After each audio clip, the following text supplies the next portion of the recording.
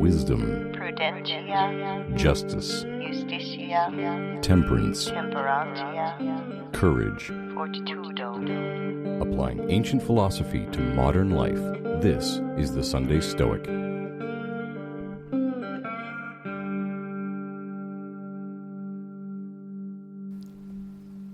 This is the Sunday Stoic Podcast. Long time no see. This is Steve coming to you now from Howard, Ohio, of all places. It's been a long time since I've done an episode. 2 years, 3 years? Heck, I have to check. But a lot's been going on in my world. I recently moved back to my home state of Ohio after my wife found a great job here, and I've moved along and am now a high school teacher at the moment and living the dream. And I'm here with a co-host, Dan. Dan, would you like to introduce yourself? Hello, everybody. My name's Dan Monks. I live in New York City, and I guess I should kind of describe how I got into Stoicism. So in the mid-'90s, I was a philosophy undergrad student, and somebody gifted me Seneca's Letters from a Stoic. But in my undergrad, I was concentrating on Enlightenment philosophy and jurisprudence, so it was not really related to what I was studying, and I only kind of skimmed it a little bit and saw that it was interesting, but it wasn't directly related to what I was studying, so I kind of put it aside. And then halfway through law school, I decided that I didn't want to be a lawyer after all, and every generation of my family had been in the U.S. military, going back to my great-grandfather, and I hadn't done my tour in the military yet, so I joined the Army National Guard, and when you go off to basic training, you were only supposed to bring one book, and it had to be religious in nature. And since I was an atheist at the time, that put me in a bit of a bind, so I packed Letters from a Stoic, because I remembered that it had a lot of things about bearing up under adversity. And while there, I read the entire thing, and I was, I was quite taken with it. But then, it got me through. I would kind of go back and forth to it. Like whenever I was going through a hard time, I would read it again. Like when I was it was basic training, and then when I got deployed with the Army, although we didn't get sent to Iraq after all, and 3 bar exams and a divorce and stuff like that. And then in 2009, somebody suggested that I read The Guide to the Good Life by William Irving. And the gateway drug, as I call it. Yes, it's very much a gateway drug. I mean, I enjoyed the book a great deal, and it let me know that basically that there was a whole interlocking system out there to Stoicism. It wasn't just one guy writing to his buddy Lucilius. So I started studying from there. And what a wonderful world it is. Here I am. Well, welcome to the show, Dan. Thank you for having me. I did, roughly 300 episodes of the Sunday Stoic, and they're still available on YouTube. I think they might even be accessible on some of the streaming platforms, even though I quit hosting them a long time ago. I quit paying for it, but we may find a way to bring some of that back. I know they're still on Spotify. Yeah, and so it's been a while. Like I said, I had a bit of a career change and a geographic change, but I felt like this podcast for me is a way to keep the philosophy at the front of my mind, as opposed to getting bogged down in the various aspects of life that always come to the forefront, and then we start to forget and lose track of what the project we're trying to work on, which is being better citizens of the cosmos, and not only self-improvement, but being better citizens and being just good examples of humanity whenever we can. And though I still try to do that, I feel like some of the aspects that I was really focusing on when I was really podcasting a lot and studying this a lot start to fall to the wayside unless I'm actively, constantly working on it. And this is one way, I'm not saying I'm here all for me, but it's one way for me to work on this and to work through this. But also, as a teacher, I like to share with others as I progress. And how do you feel about that, Dan? Do you feel like we're both sages, or are we more like Seneca's example? I think we're much more like Seneca's example, where he was telling his friend Lucilius that they are not sages, but they are just patients in adjacent sickbeds in a hospital ward, sharing remedies with each other to try and help each other out. Absolutely. What aspects of Stoicism appeal to you, and or do you utilize on a regular basis? Well, I interact with a lot of difficult people, and so it helps me to put that in perspective and help me to maintain my equanimity when they're being difficult. I understand completely. Well, I think as we rejuvenate the podcast, we may go back to the basics, kind of reintroduce some of the major topics, and work our way through, and we'll find our course as we go. But I think for today, our goal is to discuss the Enchiridion Chapter 1. And so, if you don't know, the Enchiridion is at least supposed to be kind of a condensed version of class notes, if you will, taken by a student of the famous philosopher Epictetus. And was Arian, who was his student, took a lot of notes and wrote the discourses of Epictetus, but also condensed down some of the major lessons into a small and almost memorizable book called the Enchiridion, which means at hand or something along these lines, like lessons Or at hand. handbook. Or Or handbook. yeah.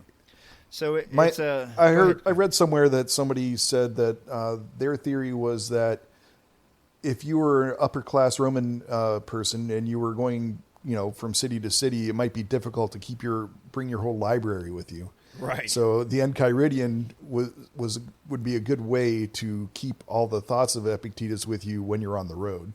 That kind of thing. And I really enjoyed a podcast episode I did a while back, which you can find if you Google it, with an interview with Kevin Voss, who was big on memory, and he has since passed away, sadly. But he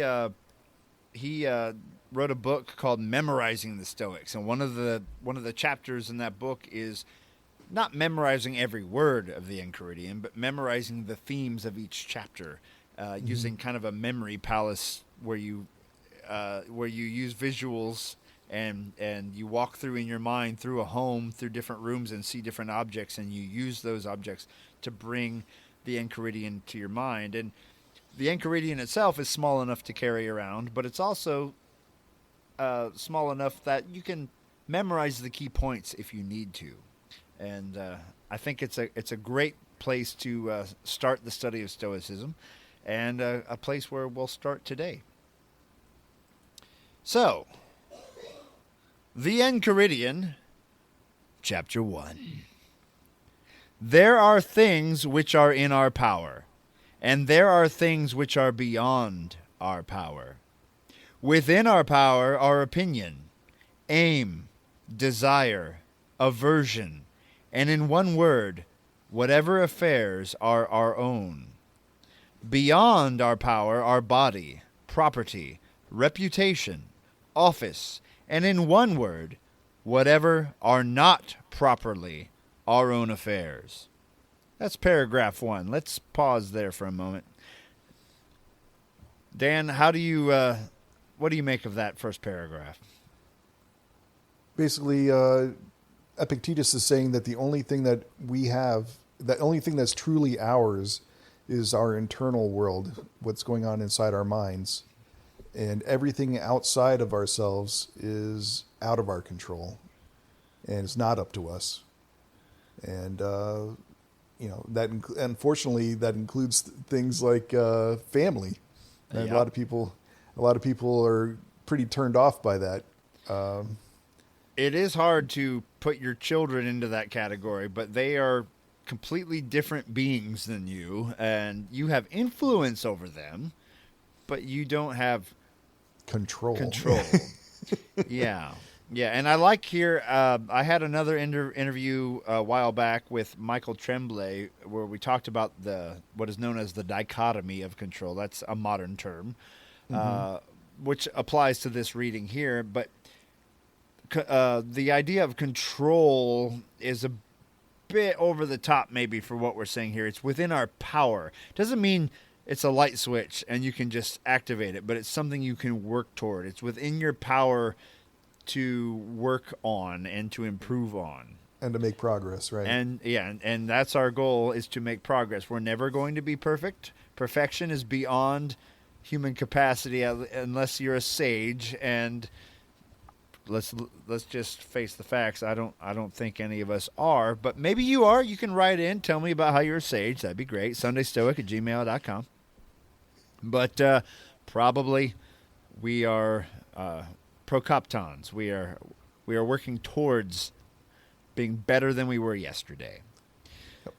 Yeah. So if you can see it with your eyes, it's out of your power. Even your arms, your hands, they are, of course, in your control. But one accident, one disease, and suddenly those are gone. Even some of our mental capacities, which Epictetus doesn't talk about here, can become something out of your control. So we have to take advantage of what is in our power while it's in our power and live as well as we can. Dan, should I read the next one, or do you want to go for it? I can go for it. Okay. Okay, so part 2. Now the things within our power are by nature free, unrestricted, unhindered. But those beyond our power are weak, dependent, restricted, and alien. Remember then that if you attribute freedom to things by nature dependent, and take what belongs to others for your own, you will be hindered, you will lament. You will be disturbed, you will find fault with both gods and men. But if you take for your own only that which is your own, and view what belongs to others as just as it really is, then no one will ever compel you. No one will restrict you. You will find fault with no one. You will accuse no one. You will do nothing against your will, and no one will hurt you. You will not have an enemy, nor will you suffer any harm. So what are your thoughts about that? Boy, I don't know, Dan. That's pretty deep stuff. What do I make of that? Well, kind of what we talked about in the first paragraph, but it's interesting to think about finding fault with gods and men. You know, if someone cuts you off in traffic, I don't know why traffic always comes up when we discuss stoicism. Because it's so universal. Everybody can relate to that. It's kind of like Epictetus talking about the bathhouse, because back then that was the go-to common thing, right? The frustrating experience we all have. Yeah, somebody cuts you off, you're mad at that person. The great comedian and philosopher, as far as I'm concerned, George Carlin, once said, "Isn't it funny how everyone going faster than you is a maniac, and everyone going slower than you is a slowpoke in your way? Like, how odd is it that you just happen to be the one at the correct speed?" The perfect guy. The perfect guy, exactly. So what we're trying to do is develop self-awareness here, and remember that we're part of a whole. That's one of the goals we have as Stoic philosophers, or those pursuing the Stoic path. But if you blame others all the time, you're kind of missing the point. Remember that Socrates suggested that no one does ill on purpose. You do ill because you're misinformed, because you're not processing the facts correctly. You're not understanding reality correctly. And it's easy to give yourself that pass, but remember, you have to give that pass to those around you. That person who just blew by you thought that the fact that they're 5 minutes late to work was more important than staying behind you, right? But in the same way, as Epictetus would say, and if you need an excuse for them, you can just assume maybe they have an emergency they need a bathroom break, or they got word that their wife is in labor. Yeah, you don't know. You don't make know. up stories. If you find yourself getting upset, just make up stories for yourself. And absolutely, say, that must be what's going on. William Irvine says he doesn't believe in Stoic gods, but he still thanks them whenever something crops up that tests his patience. He says, I see what you're doing here. Thank you for the test, So you're being put to the test when these things occur. Same thing with the gods. It starts to rain on you. Something completely out of your control occurs to change your plans, to get in your way. You're sick. You're ill. like I said, a hurricane's coming or whatever, rather than be mad at the cosmos, you say, this is how it goes. This is what I expect. The only things in my power are how I react to these things. What are my actions? My actions are something that I mostly have control over. And am I going to sit here and be mad, or am I going to make the best of what has occurred? Any other thoughts, Dan? I think that covers it. All right. Next paragraph. Aiming, therefore, at such great things, remember that you must not allow yourself any inclination, however slight, toward the attainment of the others, but that you must entirely quit some of them, and for the present postpone the rest. But if you would have these, and possess power and wealth likewise, you may miss the latter in seeking the former, and you will certainly fail of that which alone happiness and freedom are procured. Paragraph was a little wordy and convoluted, but what I'm getting out of this one, if you aim at equanimity, at accepting the world as it is, but then you start to lean towards wanting other things that are outside your power, you're going to find yourself divided, fighting two fronts. You're going to be working on yourself, but also wishing the world would cooperate with you, and you'll be divided. Until your dispositions are such that you can suffer setbacks without, suffering a passion, then Yeah, so you need to work on the fundamentals, and that's something I know I'm guilty of screwing up, is not mastering the fundamentals. Like, what are the fundamentals? Well, we'll get to some of those in a future episode, but it's working on this idea of your internal world is all you really have control over. That does not mean that you're a navel gazer, that you sit there and stare at your belly button, that I don't like what's going on in my community, I'll just sit in my house and accept it. That's not the same thing, and we'll work on the nuance of that in the future. You are an active member of your community, of the cosmos. You have a role to play. However, there are things that you simply have to accept, or things that you might fight against, but acknowledge that you are just one pawn in the game, and you may not have the influence that you hoped you'd have. But you have to be okay with that. You've done what you can, and that's all you can do.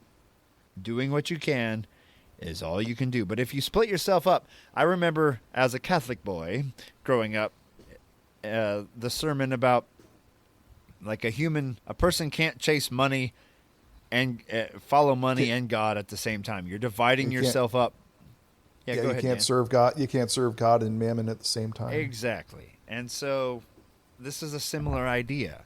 You can't serve these higher ideals of cultivating equanimity, of focusing on what's within your power, and at the same time getting upset at all these things that you have no power over.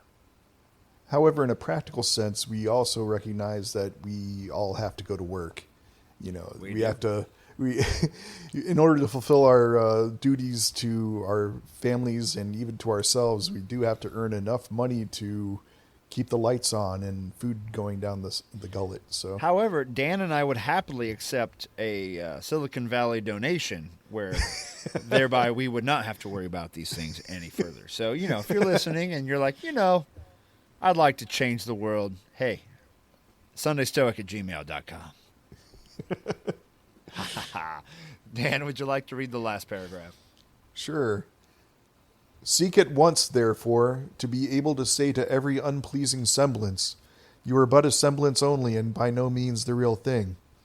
And then examine it by those rules which you have, and first and chiefly by this, whether it concerns the things which are within our own power, or those which are not.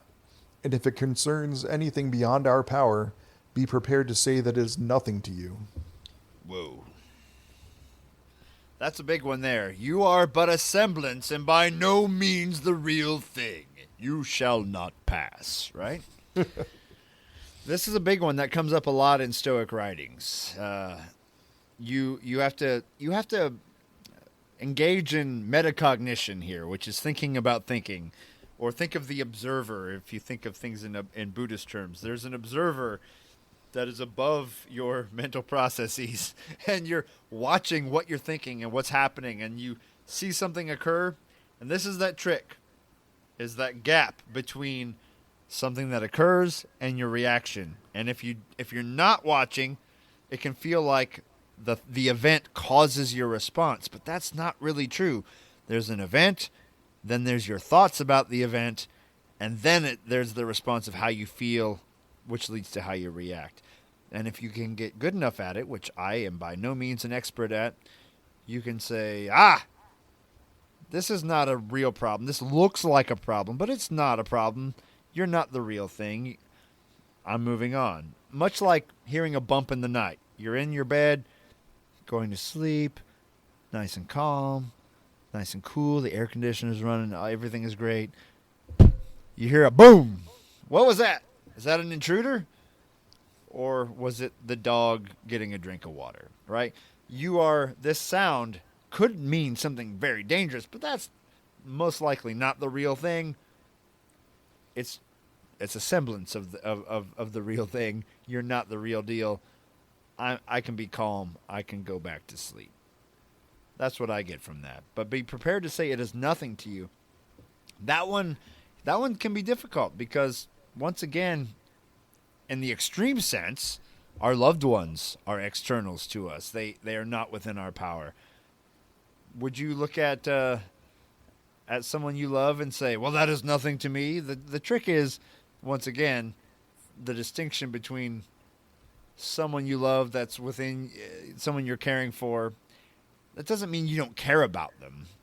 It's that their behavior is not in your power, and that is nothing to you. How would you interpret that, Dan?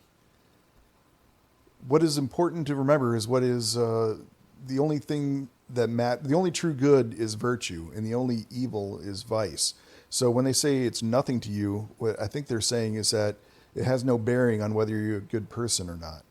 And that's the only thing that really matters, is whether you are making progress toward virtue or if you're sliding toward moral corruption.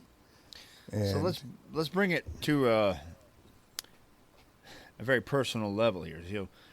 You're at Walmart, the peak of American society, and you have your child with you who really wants the new, I don't know, Jurassic World toy, and you say no, and they throw a fit. And everyone's looking at you like, what a terrible dad you are, Dan. This sounds like a life experience to me.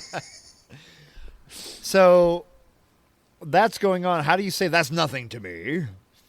You feel responsible. You're the one in charge of raising your child. Your child is behaving in a way that's not acceptable. What do you do? Well, you do have a duty to your child to guide them and educate them. But I'd say the best way to do that would be to model steady character and help them to learn that you can't always get what you want, as Mick Jagger would say. I was going to say, the Stones said something along those lines, I believe. Yeah. So the idea of, like you said, modeling, I like the idea of steady behavior, which harkens back to Zeno, the founder of the school, saying, basically being consistent is one of the really important things in life. Living your values, being the same person at Walmart as you are at home, as you are in front on stage, as you are on camera, trying to be the same person, not being false, but bringing that calm everywhere you are, knowing that there are things in your power, things beyond your power. You're focusing on what items are within your power. Your child's behavior is not immediately within your power. Their emotions, their development, remember, their frontal lobe isn't there yet, right? Yeah, their brains aren't wired completely yet. Exactly. So you have to, that's just how nature works. Who cares if people look at you cross-eyed? Look at them back and say something like Epictetus would say, is you should see how they act at home, and then use it as as they say in education, a teachable moment to help guide your child. I'm a dad, so I'm using this as an example of something I might encounter. But be prepared to say it is nothing to you. Don't let it bog you down and destroy your well-being for the day. Adapt and overcome, and use it to your advantage if you can. How can you use this to be a better person? The situation you're in. What can you do right now to turn it around into something that, even in a tiny way, benefits you slightly? You can say, I have practiced patience today. That makes me better. I have practiced anger management skills, so on and so forth. I have become better because of this thing the cosmos has done. Anything outside of you, you can just assume that it's a test from the cosmos that you are being tested on. It's training. You're trying to overcome, trying to navigate. And if you can come through that a little bit stronger, you've passed the test. So, Dan, what are we doing next on the Sunday Stoic podcast? I hope to do Enchiridion number 2. Number 2. So, we've discussed the Enchiridion number 1. And we hope to come back with the Enchiridion number 2. But meanwhile, if you have questions, concerns, comments, suggestions, you can email us at sundystoic@gmail.com. And as we progress, we may end up getting an email for Dan as well. Maybe we'll get a website. Who knows what the future holds, depending on how you all respond. Now, to be a true Stoic, we could say we're indifferent to how you respond. But it'd be, it's nice that I get to talk to Dan. But it'd be awesome if a few of you would listen in. Let us know you're listening in, and we'll move forward with this project of studying this philosophy of Stoicism and discussing how we apply it to our daily lives and growing together as a Stoic community. Meanwhile, I'd like to point out that Dan is a student at the moment with the College of Stoic Philosophers, which is something you might want to check out. Google it, College of Stoic Philosophers. It's a great resource out there if it's something you'd be interested in. It's a great program. It is. It's fairly in depth. It's the most in depth program on Stoicism that I know of, and it'll make you think. If nothing else, it will make you think. Will it not, Dan? Yes, it will. The first course is called the SES program, the Stoic Essential Studies program, and it gives you a really good, solid base. And then, obviously, the Marcus Aurelius program is much more involved. But yeah, the Marcus Aurelius program is a year-long program that, by the time you're finished, the school officially considers you a Stoic philosopher. And so then you can become a mentor for the program. And that's actually how I met Dan. That's by invitation only, though. Yeah, that's right. If you do well enough in the course, yes, you right. may become a mentor. Dan listened to the show before becoming a student, but my interactions with Dan are primarily because of my mentor relationship with him through the program. And Mm-hmm. Dan takes this school very seriously, and he is articulate, etc., which is why I thought he would be a good addition to the show to change it up a bit. I was sick of doing the same old thing over and over again, and thought, hey, let's try something new. A lot of podcasts have co-hosts, and quite frankly, I'm lazy, and having a co-host sounds like a great idea. So welcome to the show, Dan. And I'm glad to be here. Yeah, and so I hope you'll keep on listening, and we'll put out a show. We're shooting for every Sunday, like in the old days. If you're a listener that's familiar with the show, it's called the Sunday Stoic because I put out episodes on Sundays. We'll shoot for every Sunday. We may not make it every Sunday, but bear with us as we get rolling, and I appreciate you listening. Would you like to add anything else, Dan, before we go?